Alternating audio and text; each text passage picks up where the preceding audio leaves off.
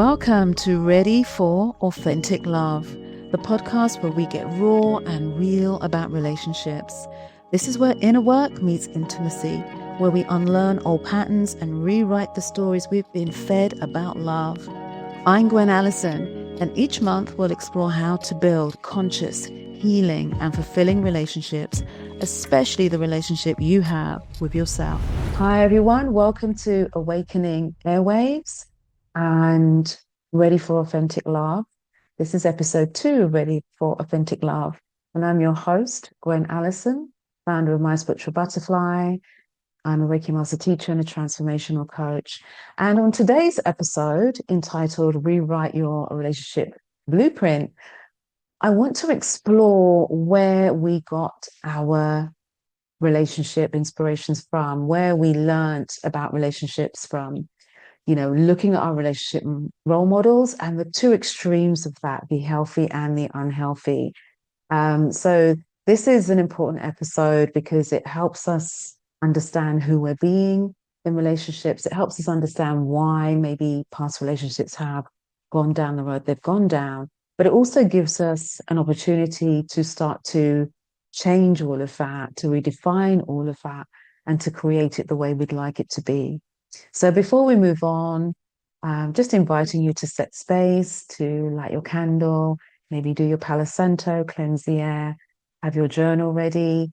If you like, you can click the link wherever you're watching or listening to this podcast, because I have created a PDF for you, a journal PDF to follow along for this episode specifically. So you can create your relationship blueprint using that PDF. So you're welcome to print that off when you have time. So yeah, we're as I said, we're going to explore the different role models that influenced us in relationships and both extremes of that, the healthy and unhealthy. So in order to do that, we need to kind of get a little bit clearer about what a healthy relationship is and what an unhealthy relationship is. And this is kind of generally agreed terms. I'm going to go through 10 attributes, I guess, of a healthy/unhealthy relationship. You may have your own. You're welcome to add that. You may, have sort of more information on that. But this is just 10 generally that are considered to be healthy or unhealthy. Yeah, so we'll just kind of work from there. But have your journal ready because there will be some journal prompts for you to kind of follow along. So yeah, the first attribute of a healthy relationship is emotional safety. So this is where both partners feel completely safe to talk about anything in the relationship they want to talk about, to express their feelings, to be authentic, knowing that that's going to be met in a really sort of beautiful way. They're not going to feel judged by doing that. There's not going to be any punishment, any manipulation from doing that. We don't want to feel like we're walking on eggshells in our relationship and fear expressing ourselves and saying how we feel because we worry about triggering the other person. We want to be completely honest in this relationship. So the emotional safety is really brilliant for that. And also gives us a space to deal with any challenges, So that's the first thing, emotional safety. The second thing is clear communication. So this is where both partners can express their feelings and needs without, again, being judged or punished. So this is where they can have some clear boundaries, where the communication is honest and respectful to each other. Poor communication results in a lot of arguments, misunderstandings, blaming, judgment, and even stonewalling, where one party might walk away or shut down the conversation by saying things like, very Kardashian style, I'm done, this is it, enough. They may move into silence, which again is not nice for the other person. So any of these things really, when we're dealing with communication and conflict, don't help the relationship, basically. Just both parties, I find, will just get defensive if we have that kind of way of dealing with problems and communication. Mutual respect is the third thing. So this is where each person values the other person's opinion, their time, their energy, their individuality.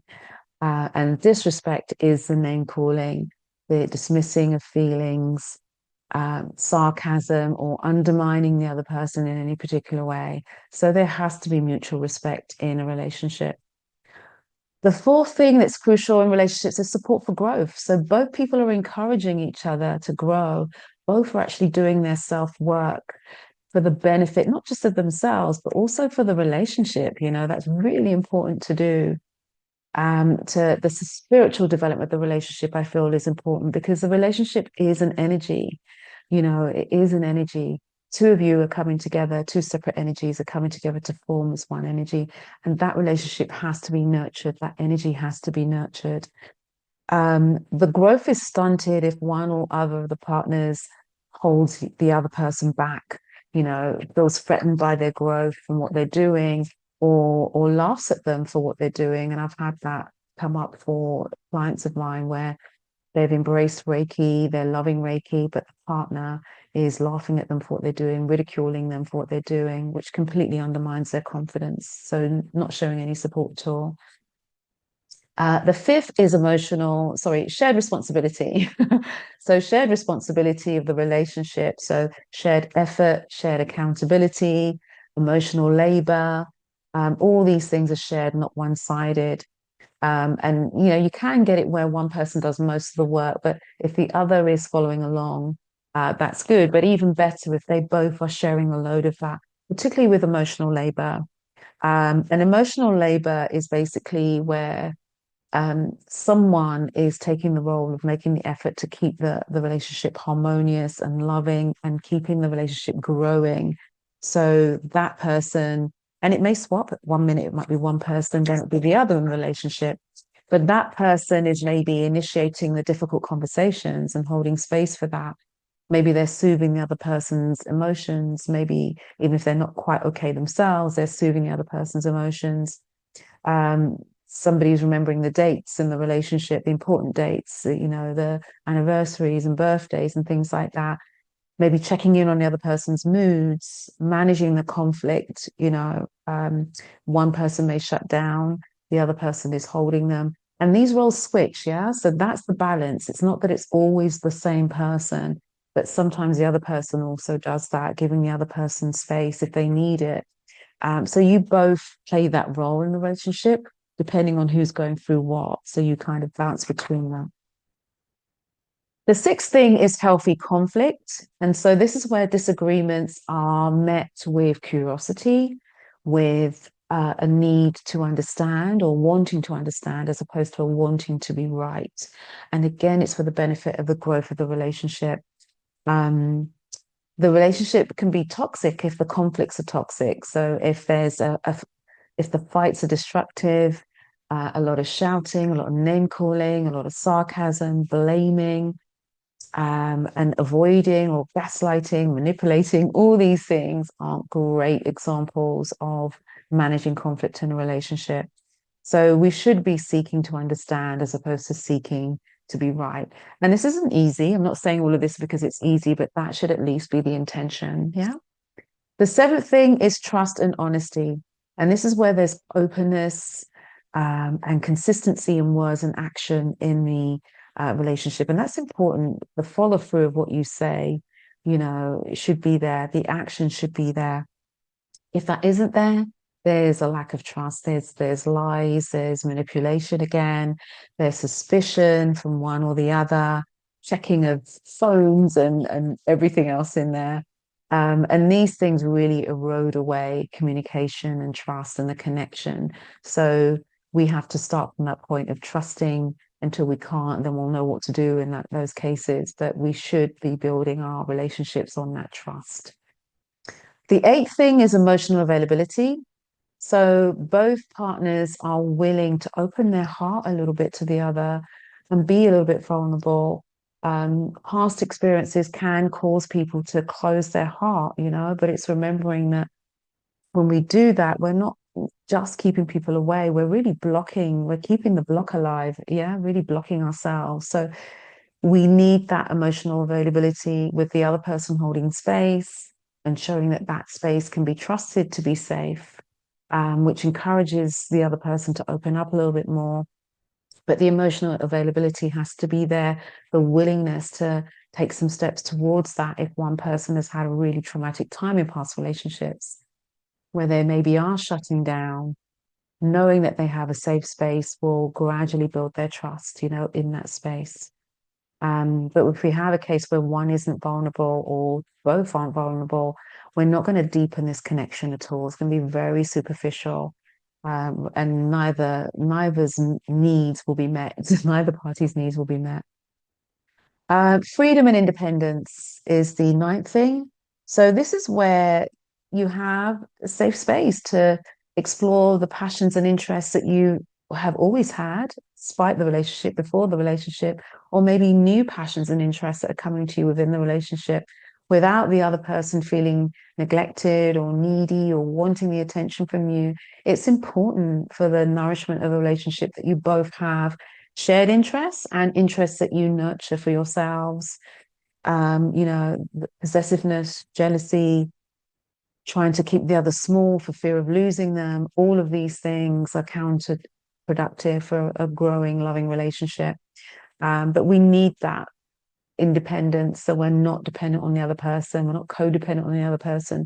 We need to also maintain a sense of self in the relationship, a sense of who we really are in the relationship. Yeah, so that's really important. And then the 10th thing is aligned values. So there's compatibility with our values. This is so important. I get my clients to do this almost straight away when they meet a new person. It's a lovely conversation to have, a really deep conversation to have. But we also need to understand our core values. What do we stand for in life? How do we want to be treated? How do we want to treat others?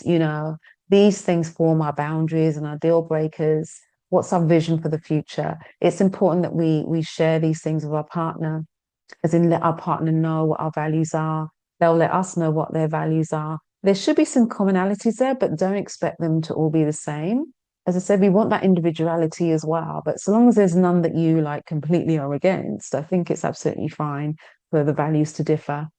But you do need to have shared visions for the relationship. Where are we going? What are our plans in 5 years' time, 10 years' time? Where do we see ourselves? Are we both wanting to live abroad? Are we both wanting to start a business? Children, what are your values? What are your expectations in that sense? Particularly, we want to know if there are any clashes on important issues like family, like money, and life goals in general. So the values conversation in any relationship is important, but we need to first of all know what they are for ourselves. But in a healthy relationship, they will be in alignment. May not be exactly the same, but they'll be in alignment. So now we have an idea of what a healthy relationship looks like and what an unhealthy relationship should look like. I'd like you to, in your journal, look at our first journal prompt for today. And the question is this: growing up, did you see more examples of healthy relationships or unhealthy relationships? Yeah. So growing up, did you see more examples of healthy relationships or unhealthy relationships? And this is in your real life. I'm not talking about TV. We'll be moving on to that soon. But in real life, around you, did you see more one or the other? Or was it balanced? It could have been balanced. And so for me, growing up, my parents' relationship was very traumatic. It wasn't very loving. It was very unhealthy, basically. My dad would argue with my mum a lot. And so that's what I learned from relationships. I also learned to shut down in terms of the vulnerability side. My mum was very vulnerable in this relationship, and I learned that vulnerability equals weakness. So I really did shut down um, in my relationships sort of after that.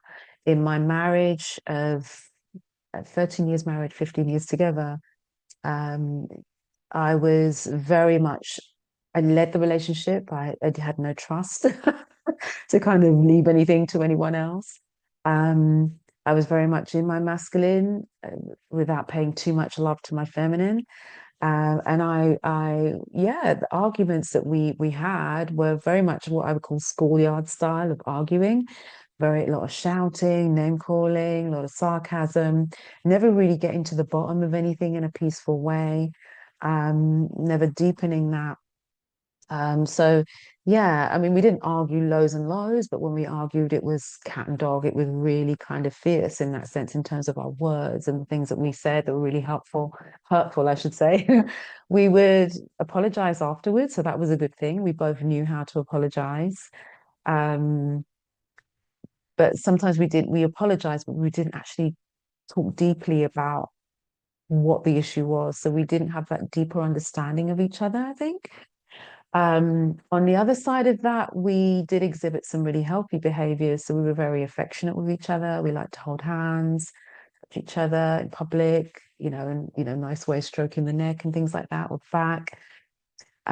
We had each other's back. We supported each other. We were very generous with each other, with our time, with money, with things like that. Um, and so we had some really healthy things, I think, also in terms of shared values, in terms of how we parented our daughter. And we had shared goals for our future, which is probably why we ended up getting married. We had those shared goals as well. My husband was also open to things I like doing, like traveling and things like that. So, and he never really stopped me from exploring my spiritual side. I didn't really get fully into my spiritual side until after my marriage, but this is when I was still curious about spirituality and gathering things. But yeah, so there was some things that I could take away from that, and there were things that I would like to change from that.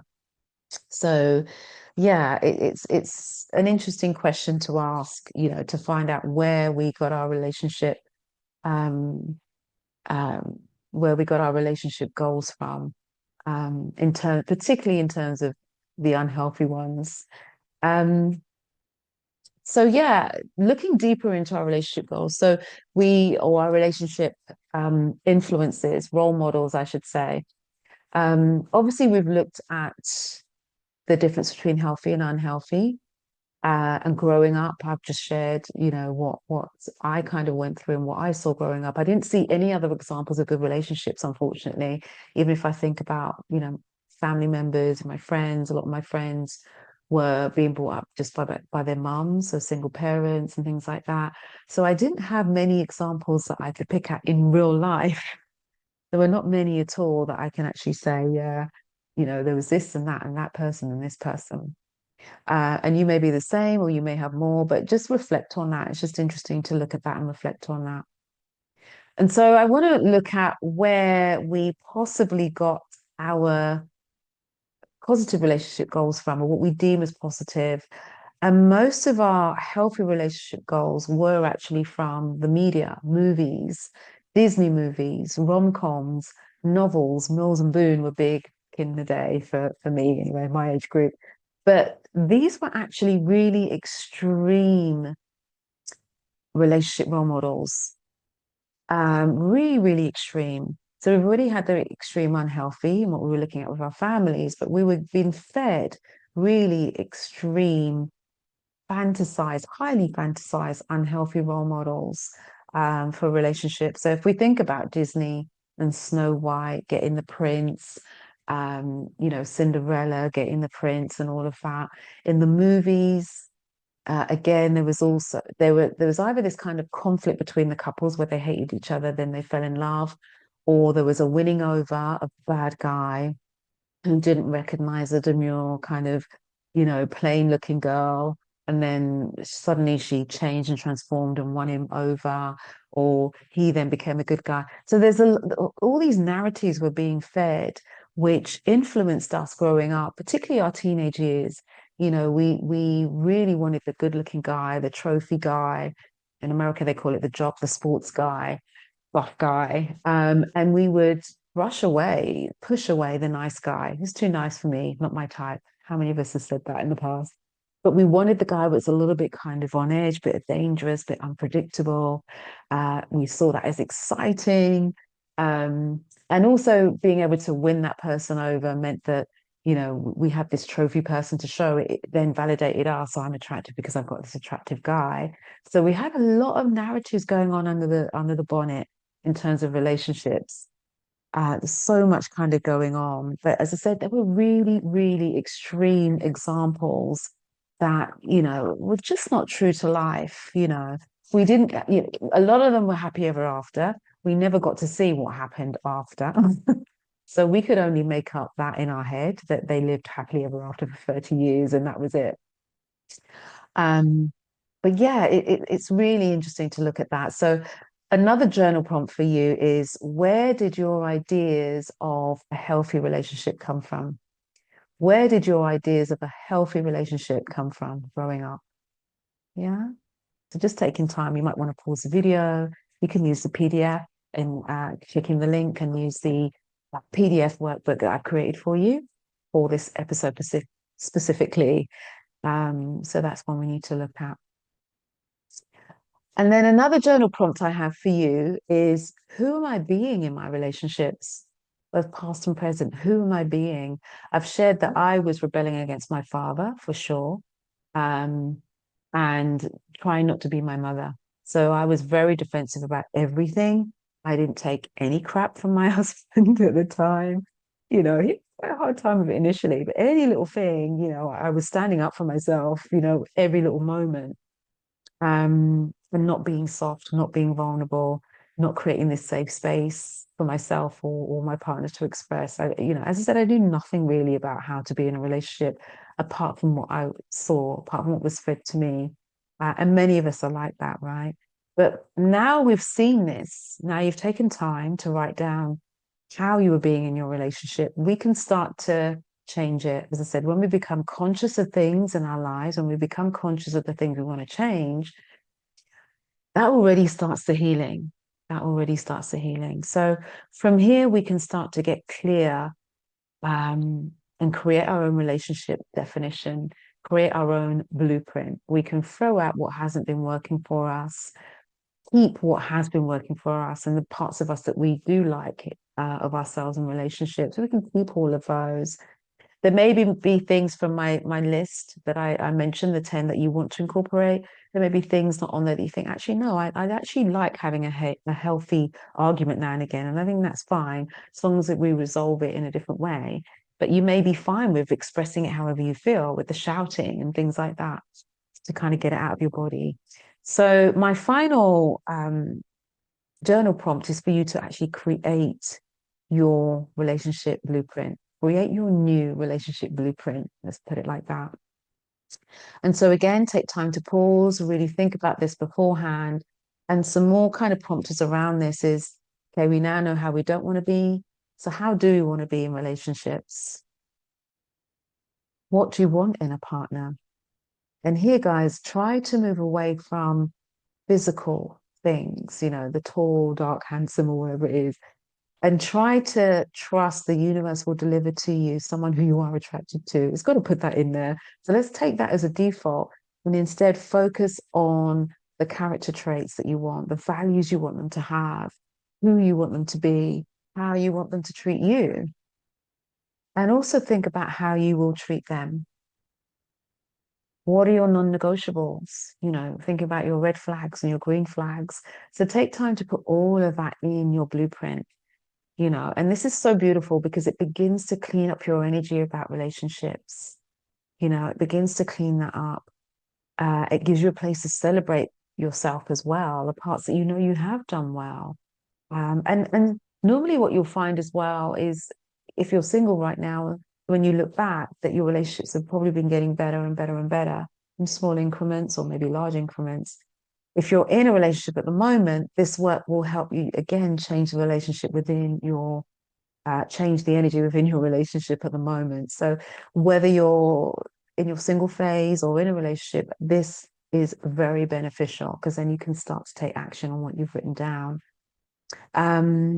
But yeah, we will be looking at some blocks to love next time, which will cover things like cheating, and various things in there, people pleasing and things like that. maybe if you have children, your children not liking your new partner and things like that. So, and or losing yourself, that's another thing we'll be looking at. So the next episode, we're going to be going deeper into these things. But for now, just having that idea of what you want is very, very powerful, very powerful. So I'm hoping you went through the prompts. If you didn't, download PDF wherever you're watching the video, or listen to the podcast and use that to follow along. But yeah, so thank you for joining me on this episode of Ready for Authentic Love on Awakening Airwaves. If it resonated with you, please don't forget to subscribe, share, comment. Let me know how you found it. Let me know if it really has helped you. Yeah, because you're worthy of the love that feels like home. Um, until next time, please stay open, stay grounded, and stay true to your heart. Thank you.